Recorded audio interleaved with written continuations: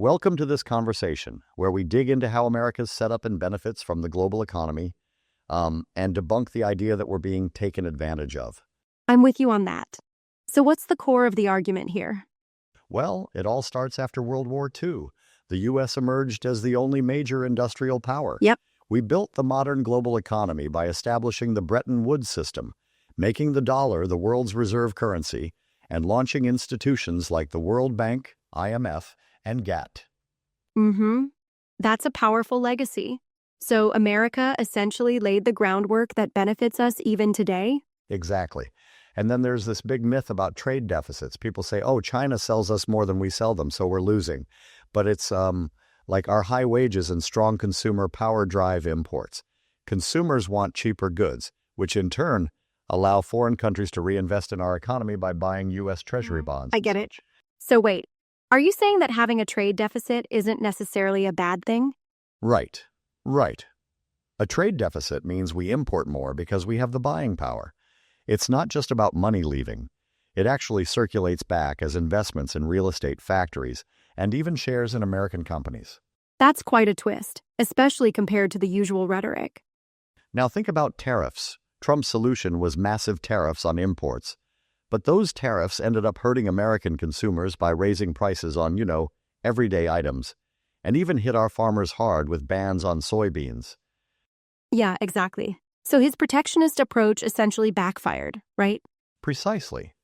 Tariffs not only failed to shrink the trade deficit, in fact, it grew from $481 billion to over $616 billion, but they also reduced GDP and led to job losses, particularly in manufacturing hubs like Michigan and Iowa. I see what you mean. Although some argue that protecting domestic jobs was worth it, don't you think? I do get that view, but the evidence shows respectfully that the cost to consumers and the ripple effects across sectors far outweighed any benefit to manufacturing. Yep. And beyond tariffs, it seems America has a much bigger picture on display. Absolutely. Our economy leads in technology, entertainment, finance, military spending, and even education. Our stable legal and market systems keep drawing foreign investment. It's like we're not victims at all. We're the architects of a system that others actually want to be part of.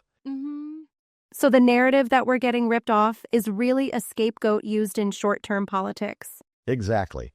Instead of blaming China, Mexico, or Germany, we should focus on making smart, long-term investments in our own people and industries. Yeah, that makes perfect sense. It's like instead of putting duct tape on a leaky pipe, we should be rebuilding the system. Right. Cutting ourselves off with tariffs and isolation only makes things worse. Free trade, on the other hand, helps lower costs for families and fuels innovation across sectors, from aircraft and software to even bourbon. So, in essence, if people believe that America is being taken advantage of, maybe they need to look at the bigger picture. Exactly. The U.S. benefits massively from being the rule setter in international trade. It's a self-sustaining cycle of investment and growth. It's like we laid the foundation and continue to reap the rewards. That's a strong counter-narrative to the common fear-mongering. It really makes you think about what policies actually help versus hurt. Absolutely. Investing in our workforce and industries is key, while tariffs and nationalism only serve to undermine our own economy. Indeed. Thanks for breaking that down. It's clear that understanding these facts is crucial to shaping better policies. You got it. Remember, if you appreciate discussions like these and want more nuanced perspectives, spread the word, share with friends, and keep questioning the narrative. Agreed, there's always more than meets the eye when it comes to global trade. Thanks for the insightful chat.